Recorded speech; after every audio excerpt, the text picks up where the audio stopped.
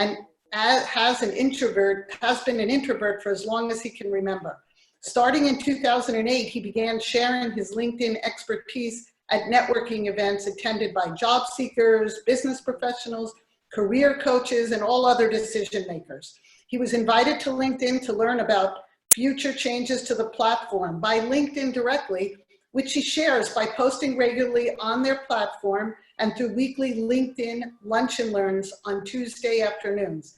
Kenneth belongs to and facilitates several networking groups in New Jersey, many of you know him, where he sees a need for better and relevant LinkedIn knowledge. Amen.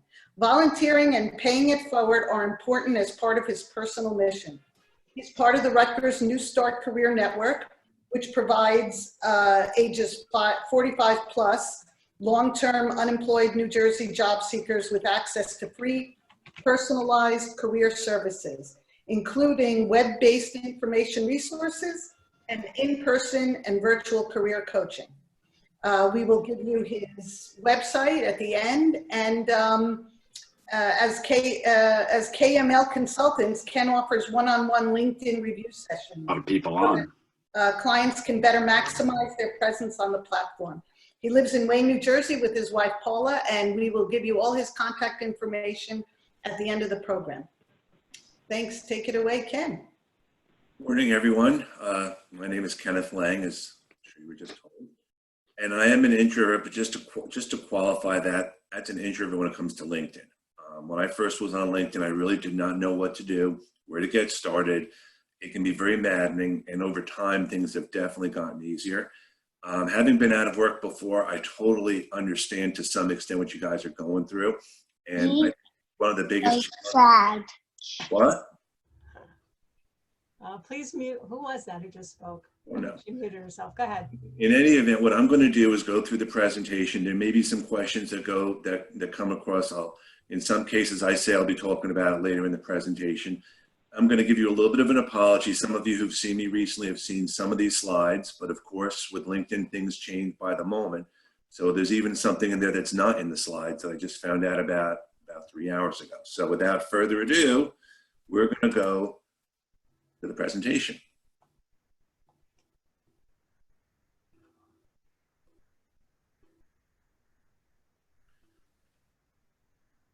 So this is additional information about me, which I know was alluded to before.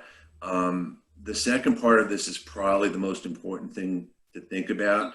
The challenge with LinkedIn is really about what you do with it.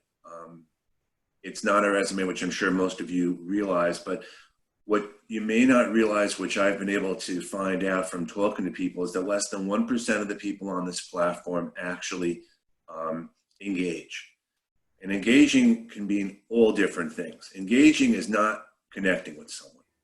That's kind of an assumption, otherwise you wouldn't be on the network. But there are things which I'm going to show you all throughout, as well as some best practices. So again, this is kind of the analogy. Introverts are very happy staying inside. Extroverts are not happy staying inside. And in a different time, you would be going to in-person networking events. And they would replace something like this. I can tell you now, one of the hardest things that I ever had to do was go to my first networking event where I knew absolutely no one. And it's just not in my DNA to put myself out there. And definitely put this in as a slide, I felt like a wallflower. I felt like, why am I there? What am I going to do? The first one I went to, I left after 5 minutes. I just was like, I can't do this. One of the things which worked for me and works now probably in a different way is I had someone go with me to the next event. So I had someone to talk to. In going through job search, which is a very individualized thing, it's always a good idea to have someone go through it with you. I mean, we all talk about having support from our family and friends, but you also want to have support from what I would call, and I know Paul Sakala would call, a job search buddy. Someone who can be open and honest with you. You can bounce ideas off of. I know people have actually had virtual cups of coffee or just get together every once in a while just to check in with each other. And I think that's a very important attribute. So, as I said, I hated being the center of attention. I absolutely hated doing an elevator pitch. I hated going up in front of 30, 40, 50, 60 people and selling myself. And you basically are marketing yourself. And I think it's very hard for a lot of people to feel that they need to talk about themselves. And now it's a little bit easier in some ways because you don't necessarily have to see everyone. People hide behind their Zoom. And again, this is not a good or bad thing. It's just an acknowledgement of what goes on. So I basically looked at it as going to the dentist office. I'd have my events I'd have to go to because I knew I needed to. I knew enough to know you weren't going to get a job just applying online to job boards, but it was horrible. It's like going to the dentist's office. You will find, and I'm still an introvert by nature, that you can take advantage of being an introvert to a lot of what you do on LinkedIn because you don't have to have the same type of engagement. So I'm going to go through a few basics that I'm sure most of you have some understanding about, and then I'll build on that for the rest of the presentation. It's very underutilized. As I said, less than 1% of the users are on the platform, not only more than an hour a week, that may have changed a little bit, but very few people engage. And I know one of the reasons why a lot of people did not engage for a while is when you went to the feed, you saw so many people there who were the main, like the Mark Cubans, the other powerful people. And LinkedIn had a program back then where they were getting more of the recognition, and they have kind of stepped back a little bit because they realized that that was of no benefit to the community, which is a great thing for all of you. And it's also a great opportunity for you to follow up. You can share and comment on content, which I'm going to, again, show you later on how to do that. But even more than anything else, you can compare yourself against your competition. And there's nothing wrong with that. You want to see what you're up against. You want to see why some profiles are better than another. And even the content that they have in the About section and other places, there is nothing wrong with looking at what's there and making it your own as long as it has your spin on it. I mean, this is not plagiarism, but it's about looking at what works for others. So the basic ways you're starting on networking on LinkedIn are pretty much, I won't say obvious, but straightforward. You're connecting with other like-minded people. You comment on others' posts. The next three things are things which very few people really do. You schedule follow-ups. It's not just about connecting, it's about after you connect, what do you want to do about it? I'm constantly, when I connect with people, sending something out, and I'll show you an example of that, a call to action. Can we meet for a cup of coffee? Virtual, of course. Can we have a conversation about your company? Can I bounce some ideas off you? Most people, believe it or not, really want to help, but they don't know how to help. They don't know what you're looking for. And I added this last point for the times we're in. It was even more relevant a month or 2 months ago when we were really not going anywhere. Be empathetic. Just be empathetic in general. You don't know what everyone is going through. A lot of the jobs that are out there may never be filled or they're still on hold. And above all, you don't know what the personal situations are. It doesn't mean, you want to get all Facebooky or anything, but you want to just in your emails and your follow-ups, just recognize that these are challenging times or just something that you can word to your best advantage because people appreciate that. So this is one of the things which is hot off the presses. When you do the job search now, there is a thing here called actively recruiting. That is put on by LinkedIn, just like anything else.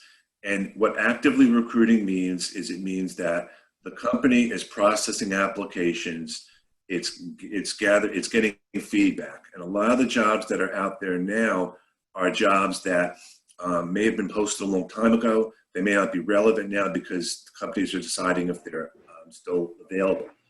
You can't, unfortunately, do a search by actively recruiting on LinkedIn. You can search for different things. That's one of the things that a lot of us have asked about, and maybe it'll happen in the future. Polls are back too, and when you can create a poll. You used to be able to do this maybe 7, 8 years ago. When you do your status update, one of the options is to create a poll. And the reason you would do that, and this is also to show you the steps, the questions you would ask. The reason you would do something like this is it's a perfect opportunity for you to create a poll question, get the results, and then make it into a post. You know, if you really don't know where to start, the first question I did when I did a poll recently is I did a poll question, how often are you on LinkedIn? And I broke it out by 3 options: less than 60 minutes, 1 to 3 hours, more than 3 hours. Anyone on LinkedIn, not just a first connection, will see the poll. That becomes a status update. You can determine how long you want the poll to be. The default is 1 week. I think so far that's been pretty good. You can do 2 weeks, you can do a couple of days. But you'll get notified every time someone is responding to the poll. And another thing which is not done a lot of is it's good best practice for in a Zoom conversation like this to put your LinkedIn URL, if you're comfortable doing that, and then save the chat. And you save the chat by the 3 dots on the bottom. You save the chat at the end, and it's just a great way to reconnect after. The chats will go on your laptop or your desktop. They're time sensitive, and then you can call them up, and they look like this, a lot of gibberish and all, but you can then delete from here all you need. The only thing to keep in mind is anything you're going to send to someone personally will still show up in the chat. So you want to just think about what you're doing, but it's a great networking tool in the sense that once you find people on the chat, you have a frame of reference to connect with them. And in an ideal situation, all of you should be connecting with each other, or at the very least, look at their profiles to see what works for them. Now, the components of a complete profile, I mentioned this mainly because LinkedIn has a designation for 100% complete. It's changed a little bit over the years, but this is important from a recruiter standpoint too. Recruiters don't care about everything on your profile. They only care about certain things. That's not to say that you shouldn't include them, but when recruiters do their searches, which they do all the time, and I'm actually going to show you an example of how they do it, they care about a picture.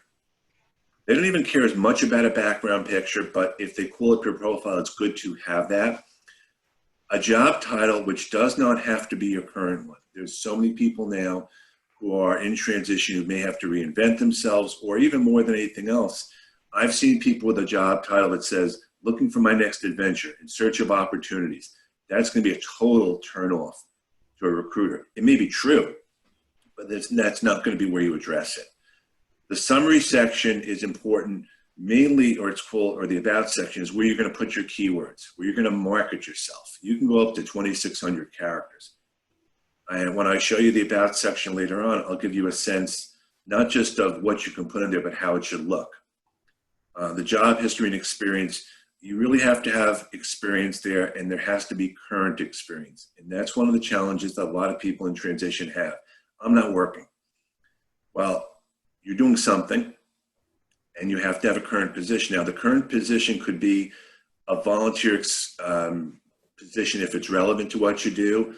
At the very worst, you guys are all members of this group, and you can call yourself a member of this group. Again, it's a perception. You definitely have to put in your summary section or in your job that you're current at. You definitely want to mention that you're in transition. You don't want to hide that, but you don't want to advertise it.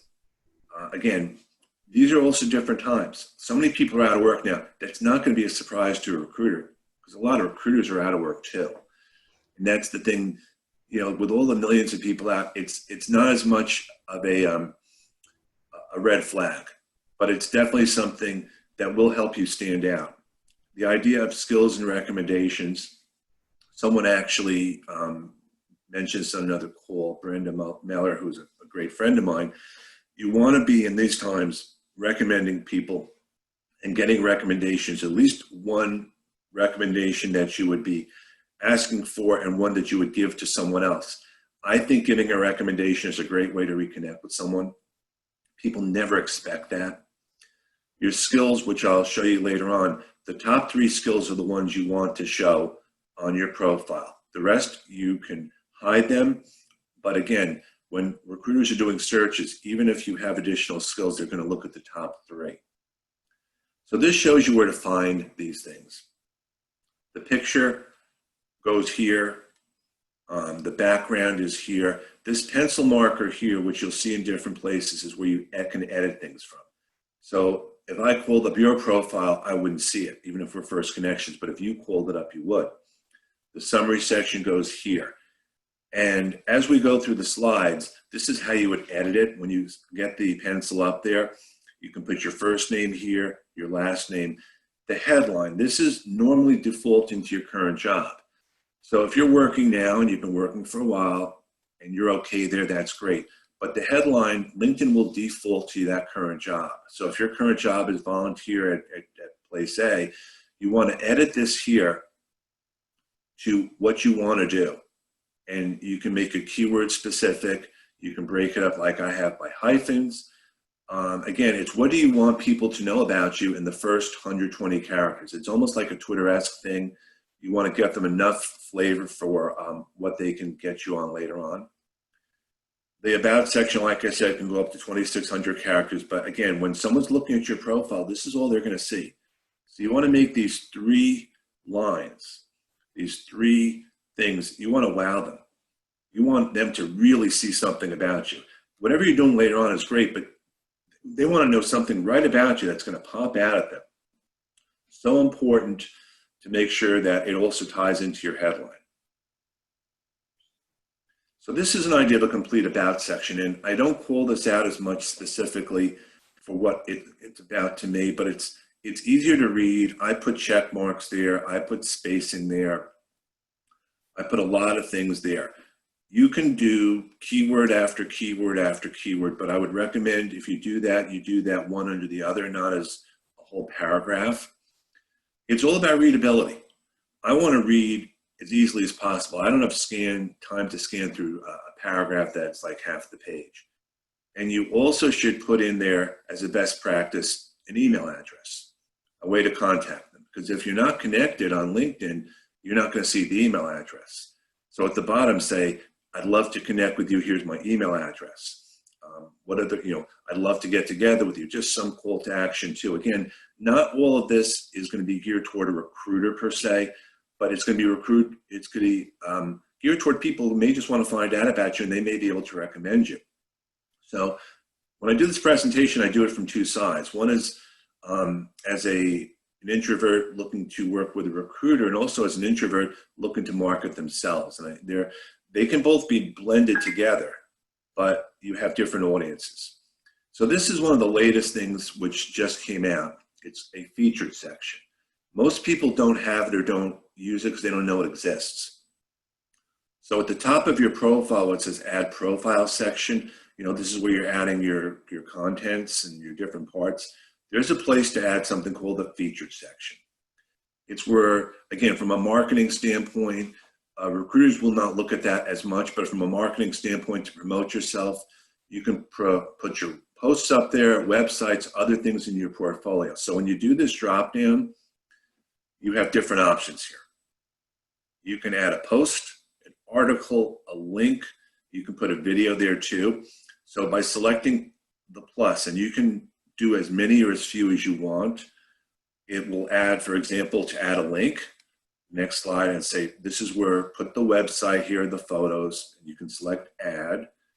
A post, it's the same thing. If you've already created a post on LinkedIn, which I'll show you how to do later, it'll ask you to select the post, and then when you click done, it will automatically have this feature star on there. It's great for visibility. I think very few people have it, in large part because they don't know it exists, and also they're not sure what to put there. There is nothing you put there that is going to hurt you. The hardest part of being an introvert on LinkedIn is getting started. Trust me. It took me a long time to kind of get that.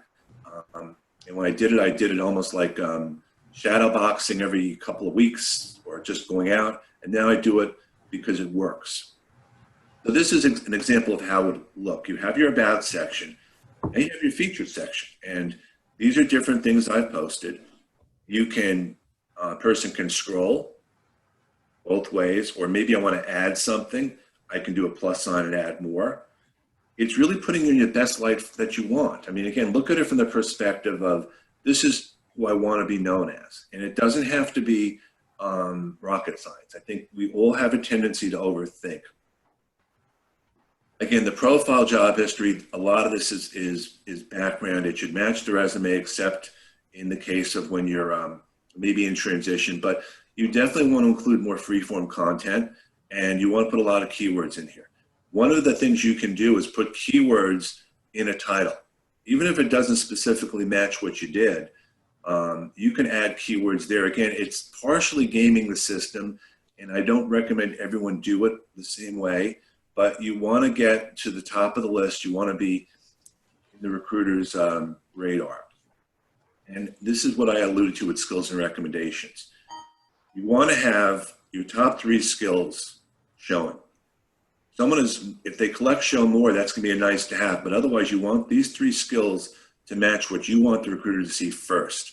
You can add a skill by the pencil, and that also gives you the opportunity to move skills around.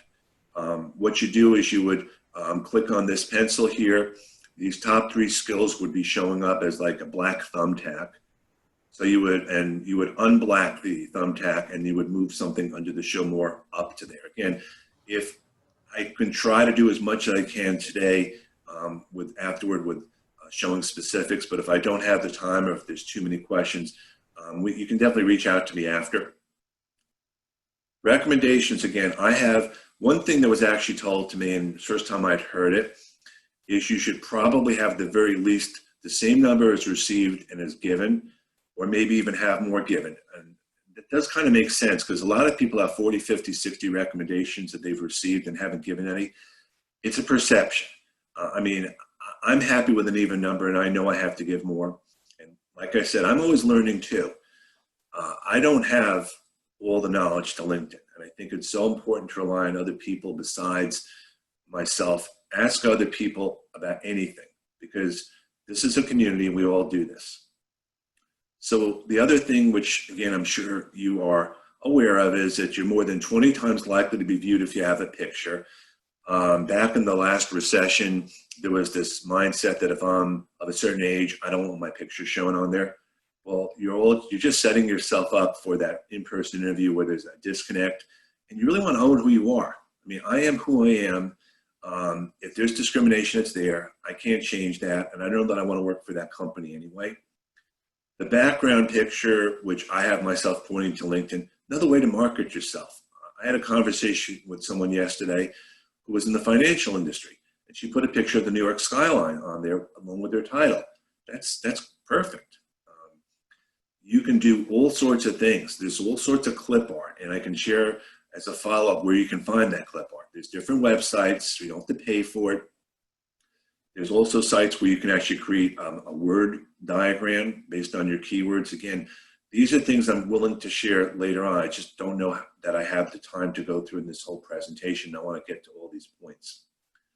So the nice to haves, sharing content, a complete skills section, volunteer background is a nice to have. Again, what I've been talking to a lot of people about, people who are working from home, stay-at-home moms and dads, and they're like, what do I say on the profile?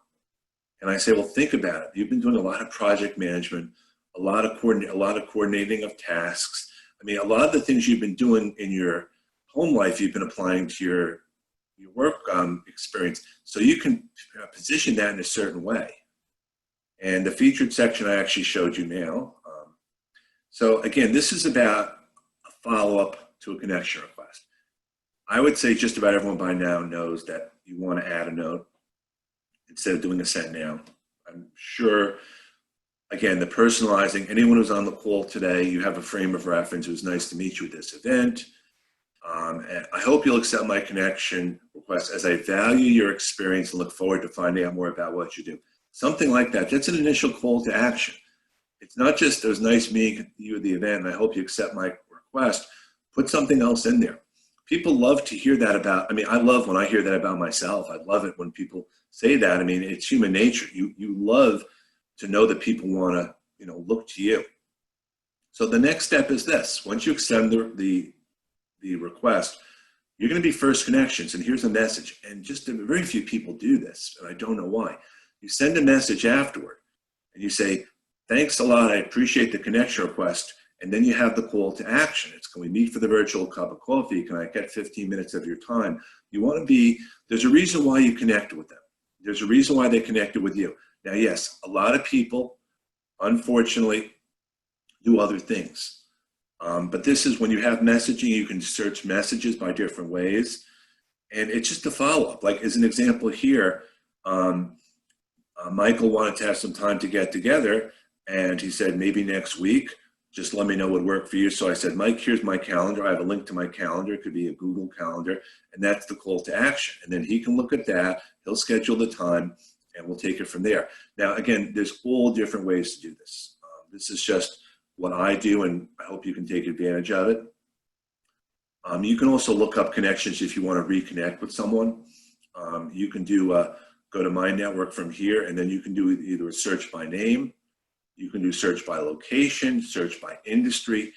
These are all networking tools. In many cases, what I may do is do a search by recently add and then scroll down maybe who I connected with a month ago or 2 weeks ago and kind of reconnect with them after that. Every strategy and every situation is different.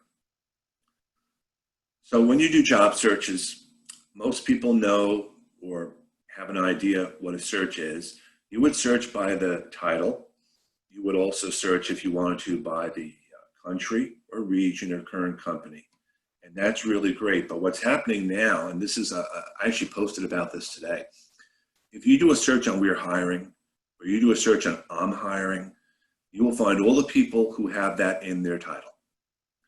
Now you can go further down, like to greater New York City area. You can add a filter by industry, but anyone who, and then select people, but anyone who's hiring, they will have that on their tag, and they may or may not be having something that you want. But again, it's a first step. And if you do We're Hiring or I'm Hiring or just something along those lines, it's a hack. I mean, everyone is, it's there, but unless you know to do it, it's a great first step because a lot of the recruiters now are not hiring, and the ones that are want people to know about them. Also, you want to make sure you're open to job opportunities. That should be viewable on your profile. That's something you do in the settings. And you want to make the decision whether you want to do it for recruiters only or for your entire network. That's a personal decision. The providing services part, you can do that too if you have things that you want to make available. It doesn't hurt to do that. You can be open to job opportunities. You can be availing services of yourself. So this is actually the recruiter's view. And this is something which I just found out about a couple weeks ago. I go on calls for LinkedIn recruiters to do fact finding. They don't know that I'm a job seeker, if that's the case. And any of you could go on the same calls. If you ever want to know about them, I'm happy to let you to share the link because they don't check that specifically. So from the recruiters, this is how the recruiters would look at your profile right off the bat. And if you notice, they're not seeing a lot of stuff that you have on there, but they see the picture. The picture is very prominent. Further on, they do searches different ways. So there's all the categories below are search categories. What they do is they do something called saving a project. Now, a project is a job spec. It's a job requirement. So they save all the people that they want in a project. And then within that project, they can split people out by however they want. That's an advantage that they have. So you really want to be saved in a project. Now, I have not seen exactly all the components of a project, but I always refer to something as a Boolean search. This is an example of the type of thing that they would do. The keywords would be different. They do IT recruiter or tech recruiter or technical recruiter or technology recruiter, and they do this with all the ORs and everything else. So again, if it's business analyst or agile or project manager or project lead or whatever, that's how they do it. And then they come up from there, they come up with the top candidates based on the keyword searches. And then based on that, based on your activity, they can look you up that way. So the important thing is that your skills, which I just showed before, you can go to some jobs, look at what they have in the job description, take the keywords out of the job, put them in your LinkedIn profile. There's a lot of other ways to do this, believe me. This is looking more from a LinkedIn specific perspective. And when you do that, again, this is how you can put this on your on your profile. All these job titles are things I put down, all these locations. You can put as many or as few as you want. And this is how recruiters search for you. Someone I know, and she did this because this is what she likes to do to help people. She put a thing on their LinkedIn jail, get you out of LinkedIn jail. Now, again, she created her own job title. You can do the same thing.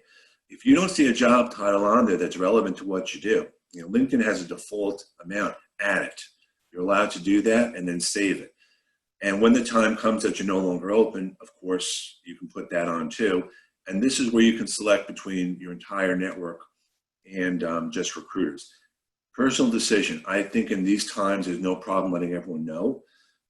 Again, it's a preference. The difference is when someone looks at your profile, if you're connected but not a recruiter, meaning you don't have the recruiter account, it won't be noticeable. So on to one of the funnier parts for me is the good, bad, and ugly on LinkedIn. The good is the emphasis on content sharing. Polls are back. And what I'll show you soon is how to use the hashtags and ad signs your update. The better search tools, again, I'm alluding to specifically now the active recruiting part. I also think it's important, and this is something which not a lot of people do, is include your LinkedIn URL on your email signature. Not just your name and contact number, what you're looking for. Put as an example, this is my LinkedIn URL. And for bonus points, edit it. You can edit your URL to say connect with me on LinkedIn. Every opportunity you have, you want to market yourself. If you don't want to put your phone on because some people are antsy about that, then just go with the connect with me on LinkedIn or the LinkedIn URL. Again, you really want to make sure you're out there.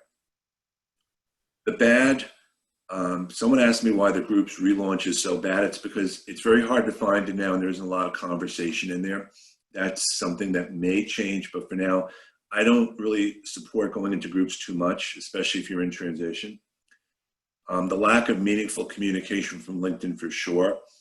There's no customer service, and the constant settings changes. I can't even always keep track of them. The ironic thing is, if you need help, you're better off tweeting LinkedIn help than asking for LinkedIn to help you. Or actually, you can even ask one of us, because there are a lot of questions which we probably can answer faster than anyone else can, only because we've made the mistakes. It's not that we have this aha moment. We've probably done a lot of things wrong. I mean, I was actually taken off LinkedIn for a little while, way back when, because I was doing too many connection requests that people weren't responding to because they didn't know who I was. And that's when I learned that you have to be somewhat careful with what you do, maybe not as much now as before, but LinkedIn will get you if you do too many things that are not best practice. Unfortunately, none of us exactly know what the best practice can always be. We just have to give our best shot at this. So the ugly part, the tinkering of the platform, here today, move tomorrow.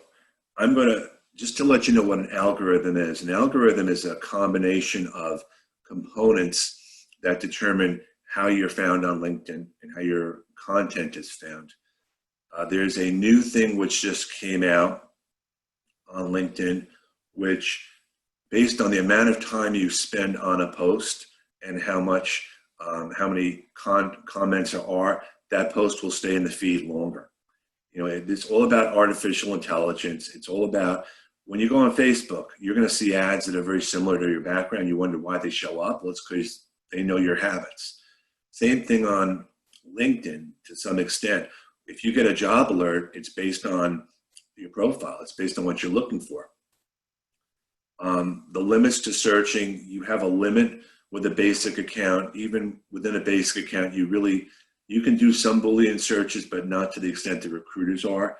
I do recommend searching as much as possible for positions you're looking for to see why those profiles show up on the top. And sometimes it's not what you think, but it's good to do that as reverse searching. There is a way to post events on LinkedIn now. Unfortunately, you can't do a lot of things with it. You can't set up a monetary way for people to pay if that's what you want. You can't invite certain groups of people. You have to basically do a search through all your connections. So it's more of a marketing tool than anything else. And before I go on, one thing that I would probably suggest to everyone here is you all have different skills.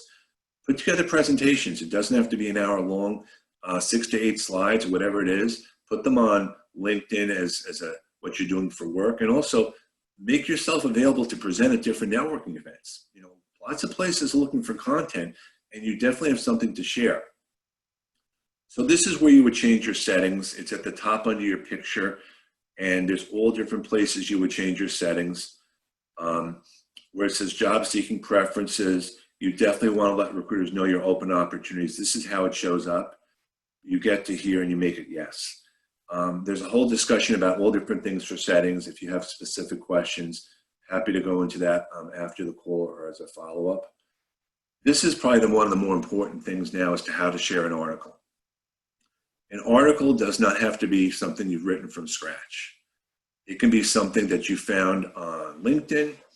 It could be something you did by creating a Google alert, and I know Nancy's on this call and I'm gonna share something she did there. It can be something that you find very appropriate. So this was an article I put up about job searching. The first step is actually just to put the URL. And then you can use an @ to tag people. It doesn't just have to be a first connection. It could be anyone in your network that you feel would like it. I usually stop hashtagging after 4 or 5. There are some people that do the @ rather, which is for the names. Some people do @ and hashtags like to 45 or 50. They're just doing it to market. You want to be somewhat cautious, and you will get to the point where you don't even need the hashtags as much because you'll develop a community. The caveat, again, I say this, is it may take some time, and you definitely want to have a strategy as to how often you post. I usually recommend starting once a week, maybe then 2 or 3 times a week. I would probably in these days also do some posting on a Sunday, because even though there isn't as much traffic, the people that are on LinkedIn on Sunday are really into it. And we are all home now, so there's a little different timing to it. If you're not sure where to go, the top of your feed has today's news and views. These are all articles that are put up by either LinkedIn or by others. Look at one of those articles, comment on the article, share the article. There's a lot of stuff out there. And I think most people really aren't sure exactly how to go. So Nancy, this is for you. Nancy posted this, which was extremely relevant. Do you feel awkward when you're leaving an online meeting? No one, including me, knows where to look or what to do in the time before the meeting window closes. So the article was about ending a Zoom call the smart way. And everyone here can probably relate to something like this. And after this, it was a very easy article to comment on. A lot of people commented on it, and you're all part of the connection. So you can then connect with the people who commented or liked, because you have that frame of reference. There are so many things that we could all write about now that are not specific to our industry, but are specific to us. And that's the best way to start. I also answered someone else's question, Donna Serdula, about what she could do, and she tagged me, and it went further. So even if you answer a question, someone may reach out to you and thank you for it. The presentation would not be complete without talking about the mobile page, because more and more traffic is actually on mobile these days than LinkedIn, especially since we're not all at work and we're all going different places. So when you select My Network from here, you're going to see what is your feed. Your feed will be the notifications, and that's the same screenshot. Messaging, though, is what I really wanted to focus on. So if you select messaging, you have the option. You can they'll come up with certain recommendations, or you can search for someone. What I like now is the ability that you can actually record a message. You can record a 60-second message to someone. Just about no one does that. And it's a great marketing tool. It's a great way to send a message as an introvert, especially because you don't want to take the chance that someone's answering the phone, right? And if you don't want to talk to them, it's like, okay, I know that I'm going to be able to leave a message. And I say that somewhat facetiously, but the truth is this: these are all great messaging tools. And when you're an introvert especially, it's hard to get out of your comfort zone. But even as you take some of these steps, it'll help. The other thing is that very few people really understand how to connect on LinkedIn with mobile because, again, it's not intuitive. If you select connect directly on LinkedIn from mobile, the request goes out without additional. It's just a connection request. So if you want to personalize it, instead of selecting connect, select view full profile, and then when you get to, and then select more, and then you have the option to personalize the request. Again, it's not done that often. It's not a lot of work, but it's the little things like that that will absolutely help. So some follow-up comments. Yeah, it's not a substitute for in-person networking. It's also not even a substitute for attending online events like this, because everyone here has something to share with everyone else. It's more about not even the job search by itself, but branding and sharing content. You can have two heads to this. You can be looking for jobs at the same time. You can be marketing yourself by what you post. And when I say the LinkedIn algorithm, the algorithm now, it's a guess because they can tell you the components. What I know, the picture is a big part of it. You have to engage to some extent. You have to have the completion of the about section. You have to have jobs. But in terms of getting noticed, it used to be that if you had a video on there too, that would be a plus, but that's probably been de-emphasized, and my best guess is because so few people did it, it wasn't worth it to LinkedIn. And it's almost like any algorithm. No one knows how Google works. You know, people try to go up against and put different keywords and put things in. I had a person on LinkedIn, and that person put down project manager 100 times, just did a cut and paste of it in his profile, and LinkedIn banned him. It's like, you don't do that. I mean, that's not what this is about. So from an introvert perspective, think of it this way. You're by the ocean, you want to go in. The water's too cold. So you dip a toe in, then another, then your feet, and eventually you take the plunge. So I actually created a hashtag Introverts Unite, and we all post stuff up there. I always suggest you start slowly with people you meet here. Everyone here knows you in some sense. Follow up with a connection request. Schedule some time to meet with them. And even if nothing else, attend an online event. Even if you're not going to be engaging, just listen in. Gain the information. I mean, I know we're all probably zoomed out a little bit now, but you know, make every opportunity count. There's nothing wrong with just being a part of the conversation and listening and just hiding yourself in the beginning. It does get easier. So you definitely want to take the plunge. I mean, I'm hoping after this that everyone here at least feels a little more confident, a little more comfortable. You're going to make mistakes, you know, and I'm not saying this to put anyone down. Things you try are not going to work. Things you're going to try may not yield the results, but the more you do it, the easier it gets and the better you're going to feel. So what I also say is there are people on LinkedIn who you cannot connect with, but you should follow them. Any industry leader that you want. Just about everyone you can think of is on LinkedIn. And there is an option. If they don't have the connect button, they have the follow button. So if you follow them, you will get everything that they're posting. You can also make your connection button a follow button too. I don't recommend that, but it's something to think about. Again, use online, use Google Alerts by keywords, other people's posts to generate content. And if you're not sure where to start, those are easy things to do. Online events like these are great to connect. I also think that updates should be timed for best visibility. I do my updates pretty much every morning between 7:30 and 8:30. That works for me. I don't know that everyone needs to do that. When we were all working, a lot of us posted our updates Tuesday, Wednesday, Thursday, because that's when people were like into their week. It's going to be like Marty says, it depends. You can tag anyone on LinkedIn, not just the first connection. I always like to say, if you share an article, tag the author and let him know you're doing that. Because again, it's just more recognition. I think if someone likes your post, connect with them as a frame of reference. Write original posts. It can be as simple as a top 10 list. It can be as simple as, this has been my experience. I attended this event. I can't tell you how many times it's like the Brady Bunch or the Hollywood Squares out there, people posting their the screen capture of their networking event and just making a comment. And Nancy's was a perfect opportunity. It's not just who's on the event, but this is what I can share about it.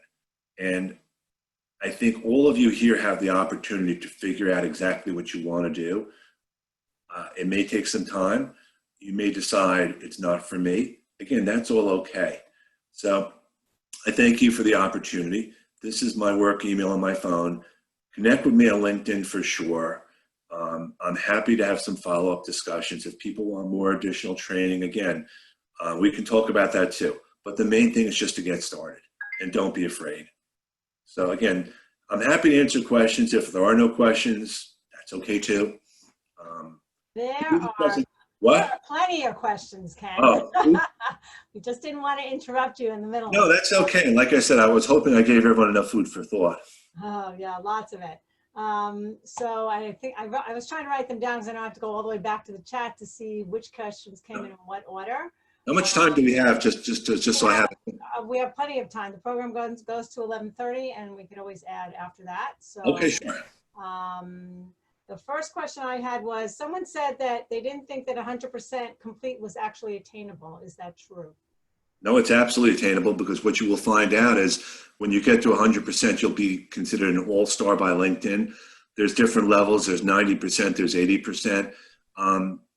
The needs for what is 100% change from time to time. It is extremely attainable. And one thing I would also mention is when people have that LinkedIn logo, which is like the tannish brown or something, that means that they will accept a message without you having to pay for it, because you have a limit with the basic as to how many messages you can send. So that's another thing to consider. Okay. And there's a question saying, how does one appear empathetic with a cold request without sounding too insincere? Okay. I'm going to think off the top of my head. What I will say right off the bat is if you do a search on empathetic email things, you'll get a lot of specifics. But I say, I hope I know that something like, I know these are challenging times, and I know we will all get through it, or just something like that, just in a general way. I mean, look, I am the first person to say that recruiters can drive you crazy between the ghosting and everything else. And there's so much about their recruiters, stories about candidates ghosting recruiters, when it's really the other way around. And what I may feel personally, or we all may feel personally, is not how we want to portray ourselves, because I know it's oversaid that we're all in this together, because we're not all in this together the same way, but we do have some commonality. Okay. Ken, first of all, can you unshare the screen so we can see? Oh, yeah, of course. Well, actually, maybe you want to keep it, because there's a question here, which I have also. Someone said that you went pretty quickly about the whole polling question. And I sort of missed how you did that, and he wanted to know also. Then let me do that live instead of yes. live. That would be great. That was what I was hoping to do, is to actually be able to pull up my LinkedIn profile and actually give an example. That would be great. Why a lot of this, unfortunately, it has to be visual. So let me get my profile up and running, and then let me. No, you just got muted. Not me. Oh, there you are. Okay. Looked like you weren't. Okay. All right, so let me know when you guys can see the screen. Okay, we can see it. Can see the screen. So I'm over here, and it says start a post. Mm-hmm. Everyone has that, right? Then I go to here, and it says, what do you want to do? What you can first do here is you can put a status update. Like I can say, I'm now attending and events, and post that. I mean, it's one option. So I'm actually going to create a poll right now for you guys. Great. We'll do this in real time. Create a poll. What's the question you guys want to ask or have asked? Because we'll get responses to it. Somebody have a question? This is how LinkedIn works. This is how introverts get out of their comfort zone. Ask a question. All right, I'll ask a question. Go ahead, Ted. Okay, well, what if you, some people like myself, have diverse backgrounds and are keeping options open? So if you, All right, I'm going to write It's a this. little bit difficult to have, if you're keeping your options open, how do you drill it? How can you really drill your LinkedIn profile down when you're keeping options open? All right, so it has to be something which has at least 4 options, if you think of A, B, C, or D. So if you want to say how do you keep your job search options open, maybe, or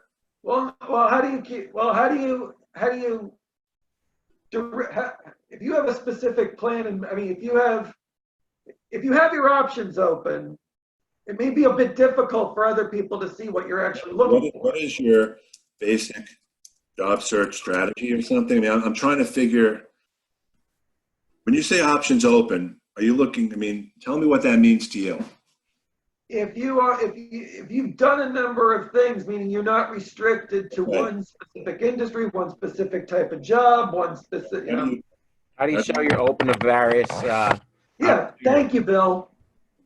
What's the question? How do you show that you're open to various opportunities? How do you what to various? I didn't hear the how do you what? Show that you're open to various opportunities. You're open to various. Without making your profile too generic. Not making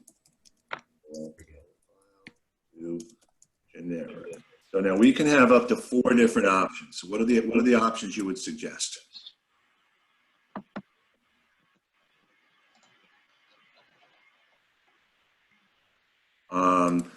So I'll put down change LinkedIn title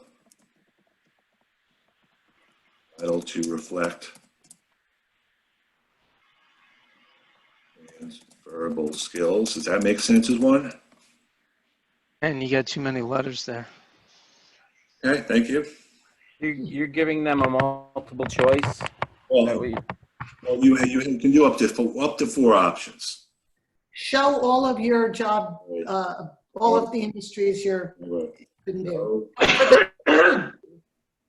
Hey, Ken, I put one out there yesterday that if you want to show it as an example. Well, I'd rather just do this now because we can see later on. I can report back. Show your transferable skills. Market. Add. All your job titles in. What was the next one? Show all of your job title abilities. Or all of your industries. Show all of your abilities.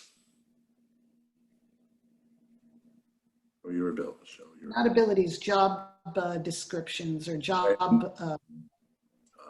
Show. Now, we can go with up to only 2. We can add more. That's really up to you. Can make it a very simple one, 2 questions. Anyone have another thought? I can, well, actually, 1 is going to be other, if that's the case. So if we agree that this is okay, and we make the poll duration 1 week, and I click Excuse me, Ken, Yep. with other, does that open up the opportunity for someone to fill in what their answer is? it gives them an opportunity to post within the job poll what the other means. Thank you. Would another one be have another LinkedIn profile? Well, you can't. You can only have 1 LinkedIn profile. What you might do is create a company page or create a separate branding aspect. But you only can have 1 LinkedIn profile. You have to figure out the best way to market yourself, what you did before and after. So what would be the most powerful way for somebody to do that? Let's say somebody has 2 very strong options. What would be the strongest, most powerful way for them to market themselves simultaneously, which is, I think, what's being asked, other than what? What I would say is use the title area, that 120 characters, to market your transferable skills or the skills that go across multiple industries. That's the first thing. And then you would use the about section to further go into that. What I would say is title, date, use title, about. And again, you could do these same polls that I'm doing. This is almost just like a test poll. I mean, we're going to put it out there, obviously, but this is an example of what you could do to ask questions and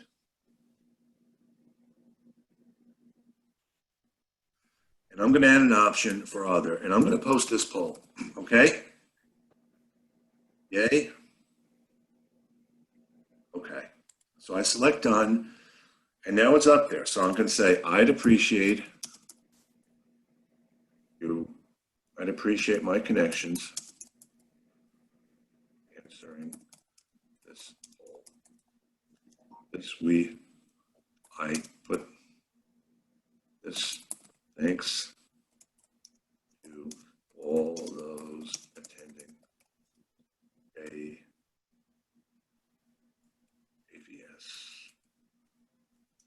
for suggesting I do that. So, I mean, this is just, so this is like, again, I'll do this and then I'll post this. I do post.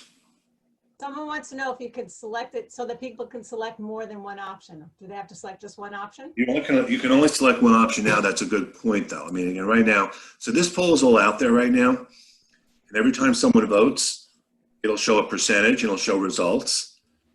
And this is the type of thing that I wouldn't go poll crazy and do this every week or every other week, but do it once in a while. And it's another great way to ask a question. So what other questions are there?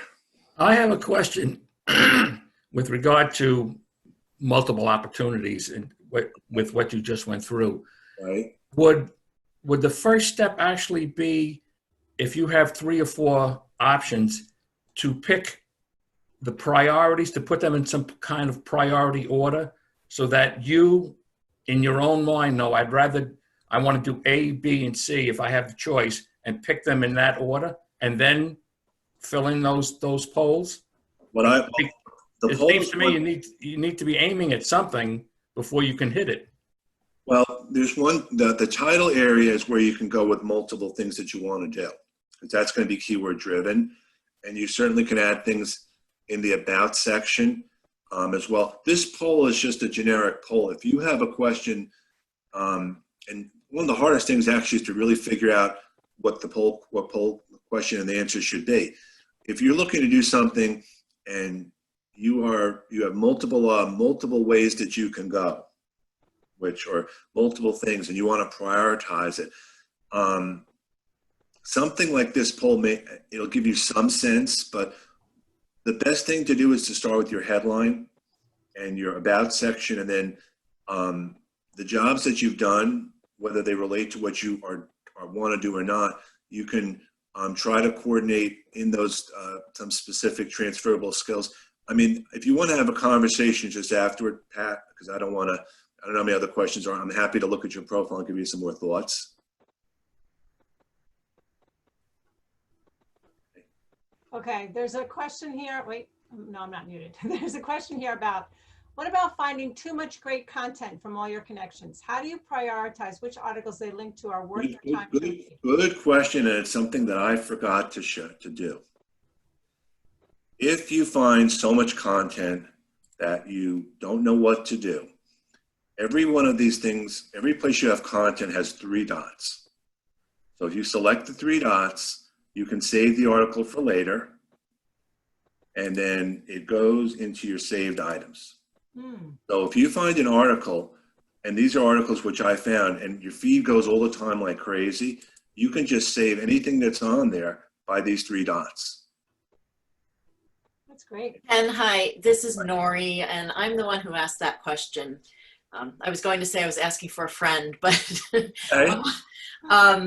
so yes, I do save them, or sometimes I'll right click and open in a new tab. And I have, about 22 tabs open, and then I actually have other desktops that I open tabs on.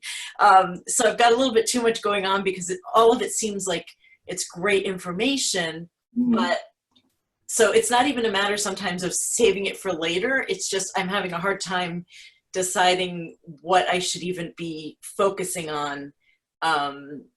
Because a lot of the people I connect with, it's because they wrote something that I found interesting, or and so I connected with them because I wanted to engage more. I think part of it is finding what your voice is and what you can add to any article that you share. I mean, if you're sharing an article just to post something without being able to add to the conversation as it relates to you, I might steer clear of that. I mean, one person actually, I mean, there's been a lot of interesting articles that have been posted that have nothing specific to do with the industry, but they are relatable across. The hardest part, honestly, is to get started. Like I said, if you put a couple of articles out there and you're not sure if they're going to work or not, there's no harm in it. But at some point, you want to develop a strategy. Now, I don't know what your background is specifically, but just think about it from the like, what do you want people to know about you? Like, tell me about yourself. So this is another way to put it out there.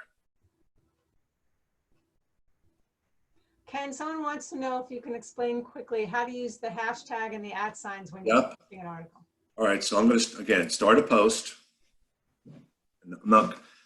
Someone had a question. Now, again, it wouldn't be this about hashtags.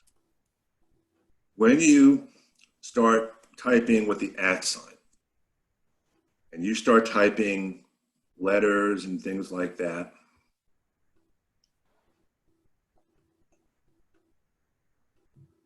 things will come up.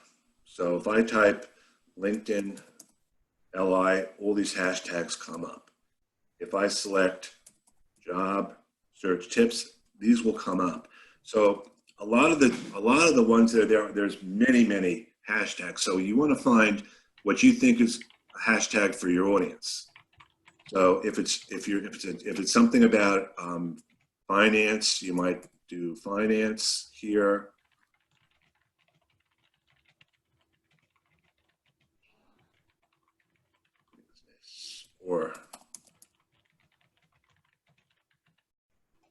And the more of them you can do a few of them.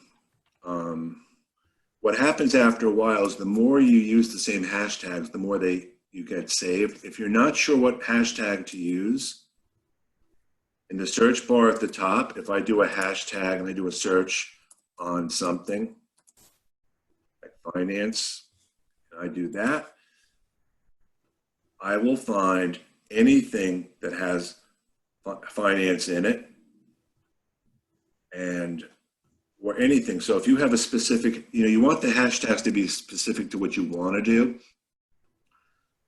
There are hashtags that are hiring. Like if I do a hashtag on we're hiring, I'm sure that there's going to be one.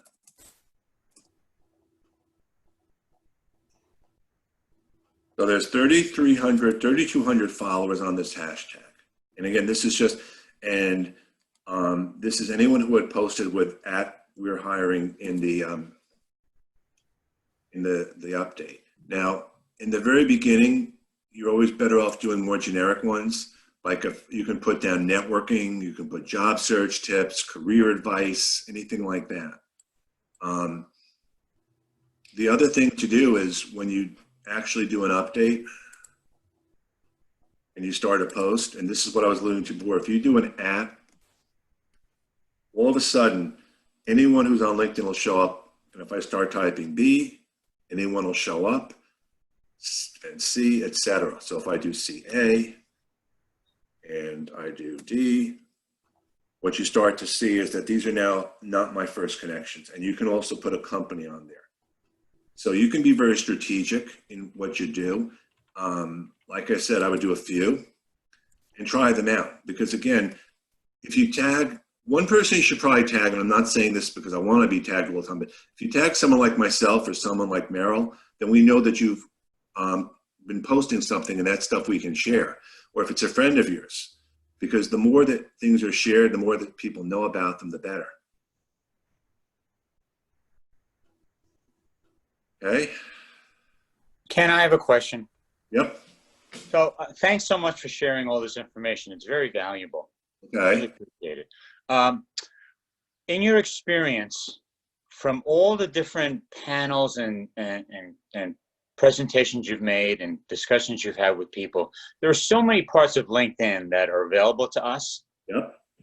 In your opinion, what's the one thing we should be focusing on if we had to? The one thing is your profile. for sure. Okay. Your profile, your about section, and adding, those are the two.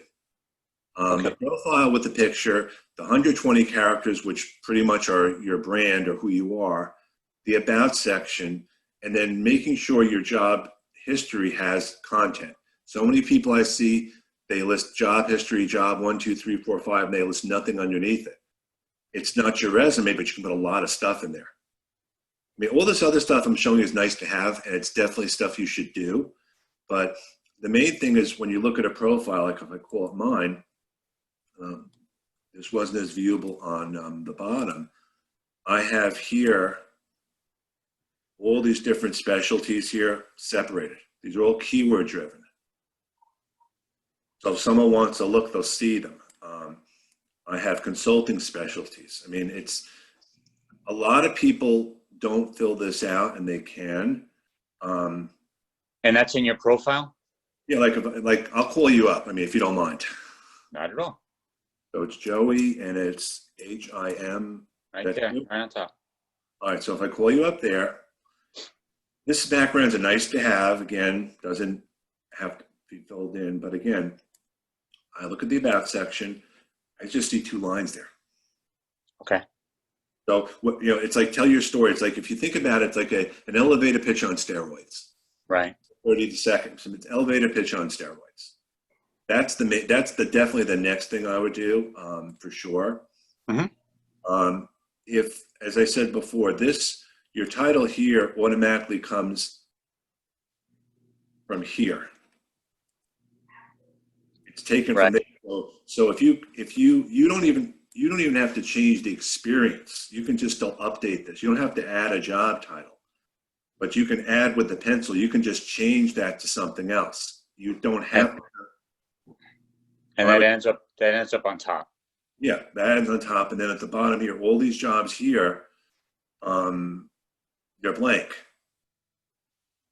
in terms of content. There's no. Right. So as an example, and I'll call it mine because that way you can see how to edit it. Okay. Thanks. If I go to this over here, it says over here, it says headline. The headline, the current position does not have to be, it will default. Like if I do the drop down here, it'll say, it will say that it'll take your current position. But you can take this here and you can edit it. If I didn't have a new position here, and unfortunately I do, you can add something from here, or you can edit this. And you can also edit this. And then you would save it. Now again, you can make decisions of what you want to do. Usually the easiest thing to do is to have some type of a position there as a placeholder, but if you don't, you can still tweak it here, because you don't want your latest position to be the same as this if it's not the case. Maybe it is the case. You know, again, everyone's different. Right. So if I go back to here again, like I said, you're not findable that way with this. Okay. Okay? Great, thanks, appreciate it. Sure. And we have another question. Is it better to have a single portfolio PDF in the featured section, or a variety of articles, projects, posts? I would recommend having a couple to start. Some people actually put a PDF of their resume there, which can't hurt. You have to start somewhere. I mean, you don't have to find things just for the sake of finding them. You can start, the first thing you can start is upload your resume as a PDF or something, it's there. The other thing is just put 1 or 2 things. If you have a website, or if you have a place that you can show what you're doing. Again, every situation is different. I don't mean to kind of not answer the question, but I would make sure the things in there are very relevant to what you want to do. Okay, and we have another question. This is always a tough one. What's your view on paying for LinkedIn Premium in terms of helping get a job search? Do you think that it? I would say this is the pat answer I give. You can get LinkedIn paid for 30 days for free right now, and then you can cancel it after that. And I would say, look at what you can do on LinkedIn Premium versus what you've done on LinkedIn Basic, and make a determination from there. In most cases, the answer is it's not worth it. You're not going to show up any further on the searches if you have paid or not. There are some things you can do. You have, and you'll have the ability to see more people have viewed your profile. Right now, you can do courses on LinkedIn Learning, whether you have basic or premium. When that goes away, you won't have that access. But because these are different times, LinkedIn's allowing a lot more stuff on basic. But it doesn't hurt to pay for to get the month for free, and then decide after that if you want to do it. Because there's no harm by doing that. I have a question here. So if you're on a LinkedIn group, say professionals, CAD associations, whatever, and you want to search for people within your area in that group, how do you do that? All right, well, first of all, and this is why I don't like groups, you have to go under work, and then you have to go to groups. And you can't search for industries, I don't think, but I'm going to just... Or location? Well, no, I'm going to call up a group. Okay. Because if I don't know the answer, sometimes I just have to try it myself. So this is the group here. These are all the members. So if I select see all, I see all the members. Okay? Okay. So the only way you can search is by people. You can't do a more granular search for industry or location, which I thought was the case. Okay. Which is why one of the reasons I'm not a fan of groups personally. I mean, they had a purpose a while ago. You could actually connect when someone was in a group, which you can't do anymore. That's not an option. Again, the easiest thing to do is to do searches up here. Like if you're looking, like as I showed you before, if I do a search for people and I do, we are hiring.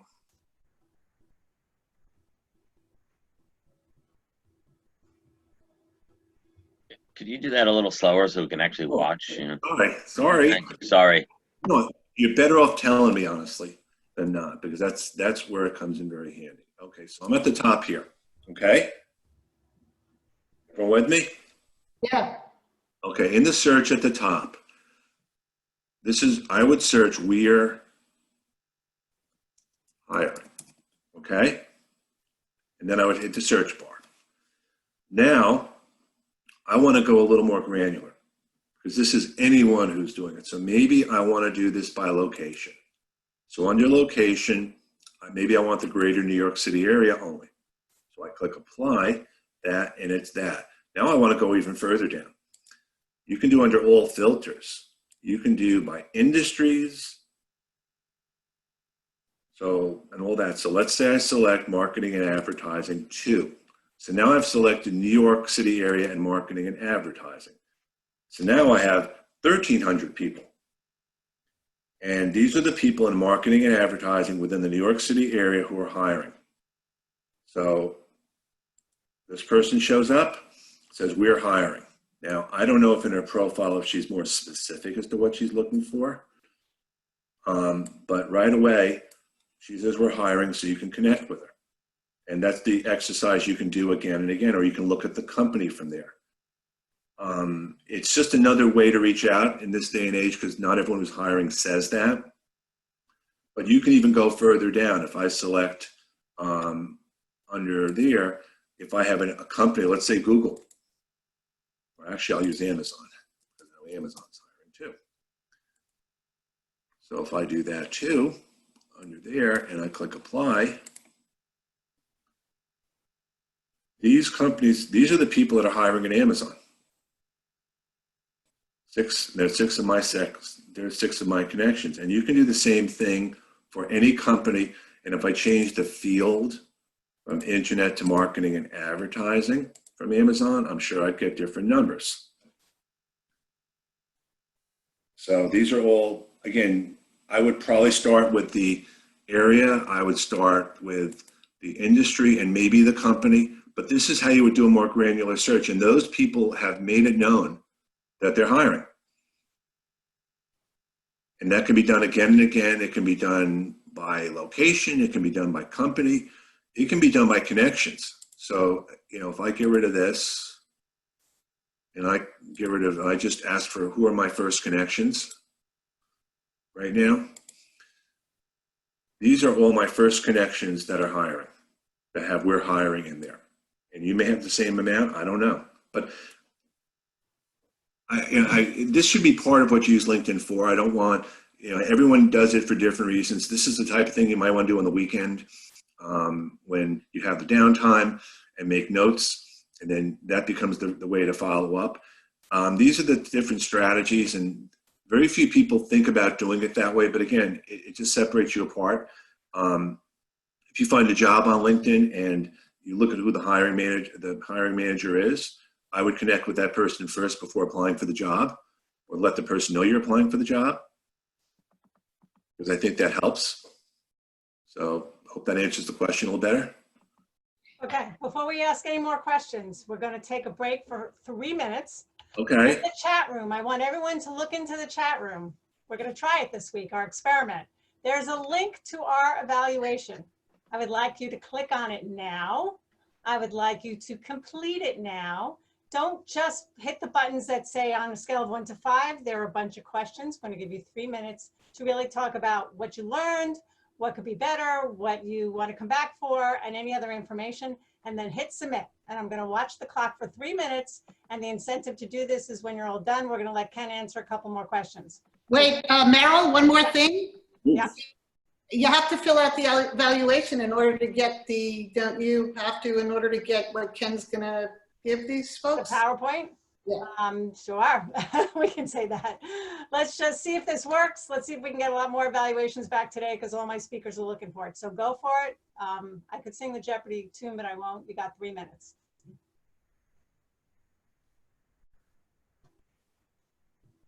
Meryl, it doesn't seem to be letting me fill in the title or program, so you'll just know that it's this one? It's going to give you the date, and I actually have a separate form for each program. So yes, I know it's this one. Okay, great. It does give you a chance to put in the date.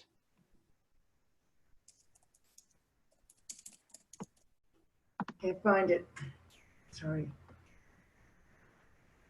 At the very bottom. Look at the very bottom of the questions. No, but I can't click on the program box. They know. Yes, just put in the date. Don't worry about it. Our no. volunteer will help us correct that for next week. Hey, Wilma's got a question. Wilma, what's your question on it? I can't find it, so. Oh, just look in the chat box, the very last question. Scroll all the way down. Got it? Hold on. You see the chat box? Zoom chat? I'm in it, yeah. Scroll to the very bottom. Okay. Oh, no. To Meryl. Okay. Not the very bottom one, sorry. It's 4 up. I got it. Got it. Good. Anyone else having a problem?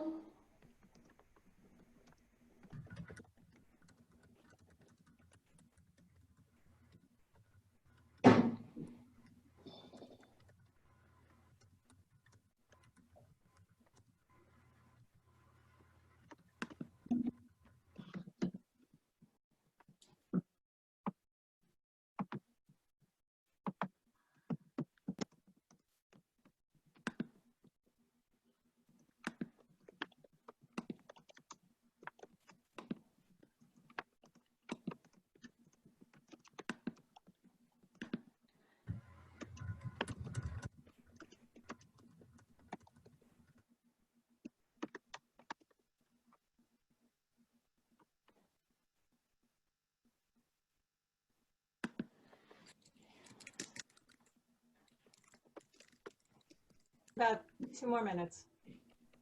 2 more minutes. So just to let you guys know, there's been 3 votes on the poll so far.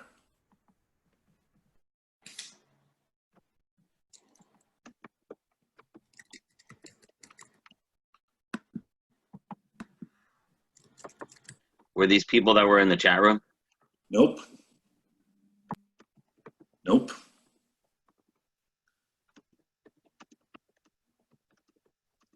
I don't believe so. Then again, I don't know. I mean, I'm not gonna.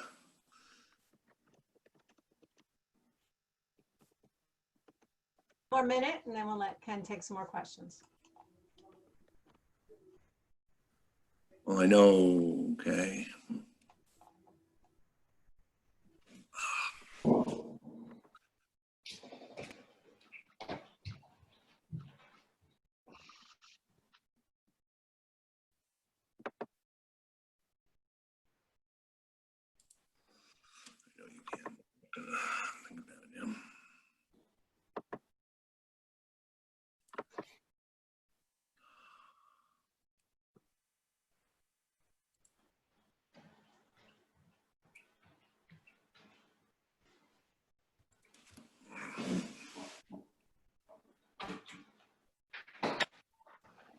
Okay, for those of you who haven't finished, please continue to do it or let us know.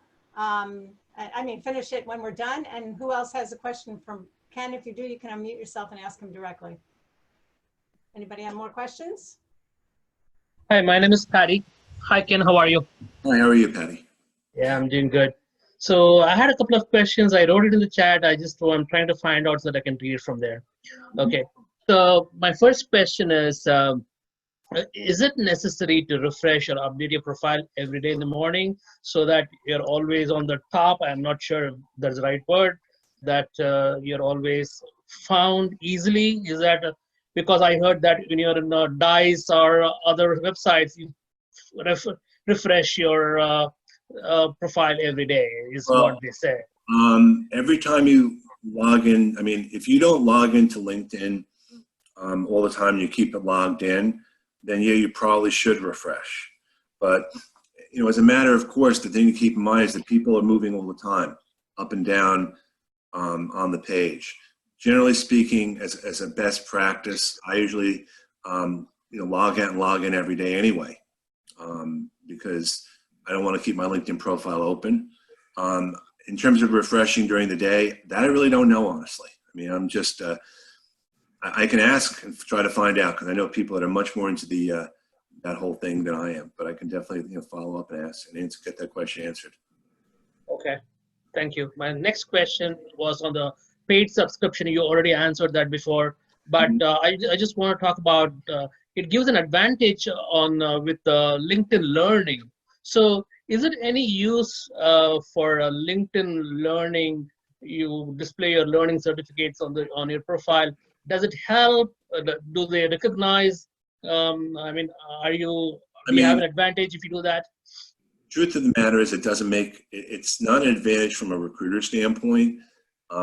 It's definitely going to show that you're doing something. It hasn't been really going on really long, and one of the issues now is they don't have that LinkedIn badges for all different industries. So it's pretty much all IT specific driven, and I've actually taken a couple of those classes and have failed, admittedly, because the questions that they asked were so out there. I mean, they're not the day-to-day things that you would be thinking about in the industry. So it doesn't hurt to take it. If you don't pass, it's not the end of the world, but it's not going to really make a big difference in the end, in my opinion. Okay. I had one more question, if you don't mind. I don't. Okay, so maybe two then. I see that there are a lot of, I come across at least a few postings. It says job postings, that is, it says entry level. And then when you look at the job description, it kind of lists everything as if like, you know, you're 15 years of experience in the industry. So in such cases, would you recommend that for a person like me, who is over 15 years in the industry, to apply to such positions? Can I add to that, Ken? Absolutely. I'd rather you guys kind of talk it out amongst yourselves, because it's that much better. I've also seen that it said seniority levels, mid-level, you know, junior level, and grade level. You know, how do you address when you're not in that company, what they call, how do you identify it based on a company kind of status? As he said, Patty said, you could be in the industry for 20 years, but you don't know what level they consider. I'll say my best guess, because this is done from the recruiter standpoint. I think what they use those for as much as for salary as anything else, and background. I think with the most job specs that are out there, as I'm sure you guys realize, it's a wish list at times, and they think they can get someone at a lower level for all the skills that they want. So it doesn't hurt to reach out to them, but if they're posting at an entry level, in their mind, I think they have a budget. Or when they put like 3 to 4 years and you've got 15 years, you may be able to, I mean, I would never rule out applying for a job or reaching out to the recruiter, but I wouldn't have my hopes as high as something like that if they don't totally get that the entry level skills are on a more senior or advanced level. That's my take, at least. What do you do when you have 40 years of experience in engineering, for example, and there are postings that they say 3 to 5 years? Should I read it that don't apply because you have too much?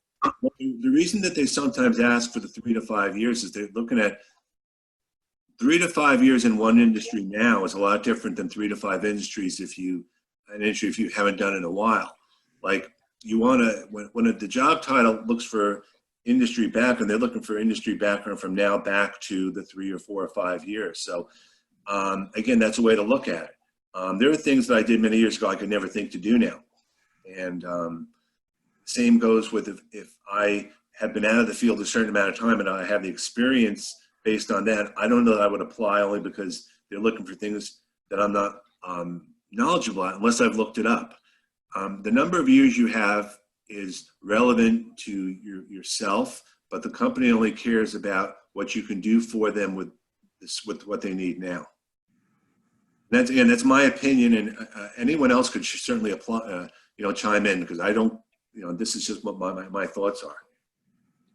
Thank you. No, that's valuable. And another question, I tried to ask for a lower estimated salary, just to kind of put a hook in there and say, okay, I'm willing to work for less, 20,000 less per year. Is that a good strategy, or is something, that's demeaning my skills? Well, every situation is different. I would never sell yourself short. Because if you get a job for making a lot less money and then, recruiters reach out to you and then it's a job that's you're much more comfortable with, it's going to be really hard to leave a job like that. I mean, it can, but I think unless you need the money desperately and you can wait, things will pick up. I can't say how and when, but how would you feel if it was a job that you could have done with your eyes closed and it's a job that you'd be really frustrated with? And again, that's just my opinion, and I think other people here could probably chime in as well based on their experiences if they want to. Okay, thank you. Yep. Are there any other questions? Barry has a question. Oh. You want me to answer it, Barry? No, I will say this because I don't know what your time is. If people have other questions and we can't get to them, they can definitely reach out to me because I put my LinkedIn URL in the chat because I don't know what else everyone else going on there. So I'll answer all your questions. It's just I don't know if you feel you want to use more time or not. It's up to you. We're good for a couple more minutes if the people on the call are good. Okay, sure. Ken, I have a question. In LinkedIn, there is what do you call a SSI, social. Yes. Social, what do you call it? Social index. Is that so looked at? Is that? No. Okay. I mean, it's looked at by people who use Sales Navigator, but it's a very flawed formula because what they base it on is really more from a sales standpoint. I mean, you can look at your SSI. I mean, it's an index which basically measures how active you are on the profile on the platform. But if you're looking for 100% completion or better completion, you're better off just doing the basic things that I suggest and then doing the follow-ups, because no one's going to look at your SSI. No one's going to care if it's 40 or 80 or 100.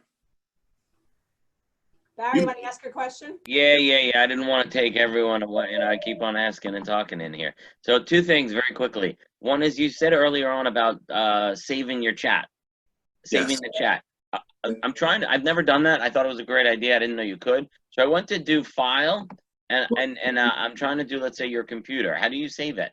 There should be a folder for Zoom in there that it sets up for Zoom chats. The file save chat button. maybe? Yeah, the file button is if you want to attach something to this chat. Oh, I see. Okay. There's So 3 save dots, chat. there's 3 dots at the bottom. I see. I found it. Thank you. That's great. Now, my other question, as I put in the chat a moment ago, is on that same topic that someone was asking. You've been in an industry for 25 years. Right. Okay? You left the industry 3 years ago. You were doing other things. You've been consulting. You've been whatever. You want to go back now. Right. After COVID, the whole situation came about. I want to go back in. I don't have 3 years worth of stuff to put on there to show that it's recent. And how do you put in your job description? How do you fluff it? I don't want to say fluff it. How do you make it look right? That's where the about section really comes in, because you can fluff like crazy there, for sure. And anytime you post articles in your industry or things that are there, you can add to why you're commenting and kind of market yourself that way. You know, a lot of people for different reasons go off. Like when I did a career change 2.5 years ago. I went from being a developer to being a business analyst, and it did not happen overnight. And I went through different pivots along the way. So I think the short answer is those things. And if you want to have a follow-up conversation after, so I can look at your profile, happy to do it. Because without looking at your profile, I'm just giving you like general thoughts. Thank you. I already asked for that virtual cup of coffee earlier, so sooner or later we'll get one. No, and then that's seriously, and what I have set up there is what all of you should do. Set up a virtual cup of coffee, set up a meeting, because you also get to not only know each other, but know what you each need and how you can help each other. And I see Nancy smiling there. We have time Thanks for again. more questions. Hey, Ken. Go ahead. Yeah, hi. So great presentation. Thanks so much. I get a lot of different advice about, I'm in transition, what I should put down as my current position. Do I just leave my last position running? Do I put down a new thing and say, seeking opportunities, because that's like a red flag? Here's the thing. Don't ever put down on your title, or don't ever put down on your job search, seeking new opportunities, looking for my next adventure, anything like that. I mean, it's okay to do we're hiring the other way. You can leave a job current maybe for a month or two, and you can put a note on the bottom of the summary section that I'm currently in transition. I was just furloughed because of COVID-19.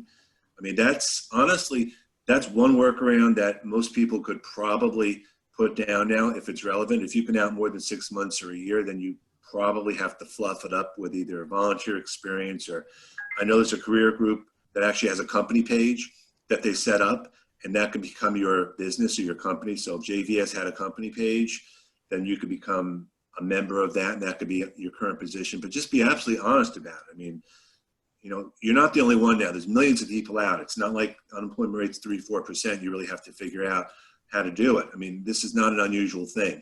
So it's really about marketing. So those are the thoughts I'd have. So the idea is that you put a termination date on. I was just laid off last month, but let's say next month I need to put a final date on that, and then create a new experience list. If you don't have a current, something with current, LinkedIn will automatically flag you and move you down the algorithm. Yeah. Right. Yep. Right. But so what title is it you're suggesting to place on that new? You can call yourself the same title that you're doing now. Right. Your title is your title. Just because you're not working doesn't mean anything. You can put all the keywords, project analyst, business analyst, IT, whatever it is, and then put underneath there that the things that relate to that, maybe from a volunteer perspective. Don't forget, you want to get noticed first. You can always explain certain things away. It's not people have gaps because they've had to care for their elder parents. They've had to deal with other stuff. It's as long as you can account for it. I mean, you're going to be okay. I mean, I would use your titles as much as possible in the descriptions, and because you want to be searchable. But just be upfront. I mean, like I said, there's nothing wrong with saying things and putting a little spin on them in a positive way. Okay, thanks. Ken, I had a question. Since I'm based in New Jersey, and so the recruiters should not be assuming. I don't want them to be assuming that I'm open for opportunities only in the Northeast. So if I'm willing to relocate, then how should I mention that in the LinkedIn profile? What should I do? Well, what you should do is when you list remember I showed you the place where you have the job, the keywords for the industry, just put down anywhere in the USA as an option there. I mean, there are options that you can do that there. So then you become searchable that way. I put down the area here now because I know at some point I'm going to have to go on site, and a lot of the people here are. So I don't want to be going off to Pittsburgh and Seattle for work. Not that I don't love those places, but I don't want to start something that 3 or 4 months after I'm going to have to leave because I can't do it from home anymore. But and that's a general thought. I mean, you could put down anywhere in the U.S. now for a short-term assignment for sure, but just be prepared that you may have to leave it. So I can put that in the about section is what you're saying, right? Or you can do on the top where it had the job specialties on that slide there. Yeah. There's an option there to determine the part of the country. I just put down where I live in the New York metropolitan area, but you can make a selection for anywhere in the USA there, or anything you want to do, because that's the part that's also searchable when they do the searches, the recruiters. So I can choose multiple locations as well? Is that, or- Absolutely. You can put 5, 6, 7, because any of those are different recruiters are looking for different parts of the country. Don't forget that you want to be out to as many people as possible. And the worst thing that happens is you get contacted by someone that you're not interested in the job. I mean, you'd rather be found than not found. Okay. I think we're going to break it now because Ken has given us 15 minutes more of his time than we asked for. So the first thing I want to say is thank you so much, Ken. This has been an amazing presentation. I've learned a whole bunch of things. I know you'll see the chat room because I'm sure you saved it, and everybody's saying great amount of information, want to go back, want to see it again. So the YouTube link to our YouTube channel is there. And if you still can't get into it, you'll let me know. But thank you, Ken. I want to virtual clapping and congratulate. Thank you. But thank you for the opportunity. Thank you for the opportunity too, because. And also, I want to say that you and I basically connected on LinkedIn. Someone else gave me your name and told me, and I sent you a message. You sent me a message. So that's how you find people, and that's how you're found. And I'm so glad I found you. So thank you so much. And the one thing I would say to all of you here is put together some presentations that show yourself in best light, and look for places like this and other places to present. Because it's another thing you can do now. Mm-hmm. You all have skills, you all have experience, and take advantage of the downtime now to promote yourself that way. That's a great suggestion. Also, for those of you still on the call, I know a bunch of people have dropped off. Stay tuned for next week. We're going to repeat what we did a couple weeks ago, Sharon and I, because we know the one thing that's missing from the presentations is your chance to talk to each other. It worked out great when we did it last month. And so basically it's Ask the Experts, and the experts are Sharon, myself, and you guys. I would also say we have a lunch and learn every Tuesday from 1 to 2. It's a meetup group, and any of you want to come there, we basically all brainstorm based on, and it's a very free form thing. We do it Tuesdays from 1 to 2. If you can come in, great. It's kind of a lot of this give and take we have at the end of the Q&A. So I would definitely recommend that too. Thank you. That's great, Ken. Yeah. Where's the details for that? Anyone who contacts me, I'll send you a link to it. I mean, or I'll probably post it again as a status update. Definitely. I mean, it's ongoing every week. If you can come, it's very casual, believe me. And it's all over the world too, which is good. Ken, is that lunch and learn in your side? How do we get to that? No, I'm going to send here. What I'm going to do right now. What? Put it in the chat. Yeah. I have to first actually get to it, but yeah, I'm going to put it in the chat. Thanks, Ken. Yeah. So next week, any of you want to come by and hang out and talk to each other and talk to us, whatever the topic, whatever the questions, we're going to be there to answer it and for you to network with each other and get to know each other. And hopefully help each other. Because Are you bringing coffee? Virtual coffee. You bring yours, I'll bring mine. There you go. Anyway, so thank you all for participating. I'm not going to end the meeting until I see that Ken's gotten his stuff in the chat. If you all that I'd appreciate very much. Also remember, those of you missed it, the 3 dots at the very bottom of the chat. If you click on that, it will save the chat, so you'll have it once we end the meeting. And everybody's conversations, all the people who posted, connect with me here. But it's really about connecting. If you just show up and listen and listen and listen, you're not going to get anywhere. And if you're posting articles all day long, you're not going to get anywhere. It's really about making that one-to-one personal connection with people, talking to people, networking with people. That has never changed pre-COVID, post-COVID, with Zoom, without Zoom. It's always been the same. It's about really. All right, I just put the meetup link in the chat. There we go. Terrific. All right, so everyone make sure you saved your chat. Stay safe, stay healthy, be careful, even though they're starting to lift all the restrictions in New Jersey. You notice that a lot of the other states who've done that already, their numbers are starting to climb. So we're not out of this yet. So just be careful and be safe. And if you need help, JBS is here to help you. And what I would also say is to use that lunch and learn as an opportunity to do a presentation for us. Seriously, it's like the best place to start. Great idea. And like I said, if anyone has any questions about our services, wants to know how to get some more one-on-one help at very, very, very low cost, then reach out to me, reach out to Sharon, and we'll be more than happy to explain our services to you. So have a great day. Okay, wait, don't leave the meeting yet. I'm trying to help people get the 3 dots. When you have your chat box, to those of you that are telling me you don't, when you're in the chat box, do you see on the bottom of the chat, go all the way to the bottom of the chat, And Can in you the share box, your screen, Sharon, and maybe show someone how to show us how to can't do right it? now. I can do it. I'll do it. There we go. Wait a minute. Now I'm showing my screen, but I gotta find Zoom. Okay, so in the meantime, I will verbally tell you while she finds it. If you go into your chat box, go all the way to the very, very, very bottom. To your left, it says to. You can have everyone or a name. Underneath, it says type message here. If you look to your right, there should be a little box that said file and a little box that has 3 dots. Those of you that couldn't find it, do you see that now?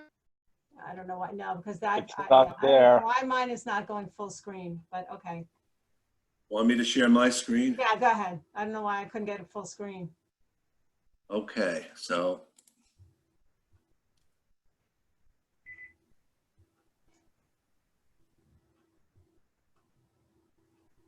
See, that's where I was. No, I'm gonna. Yeah, no, I know.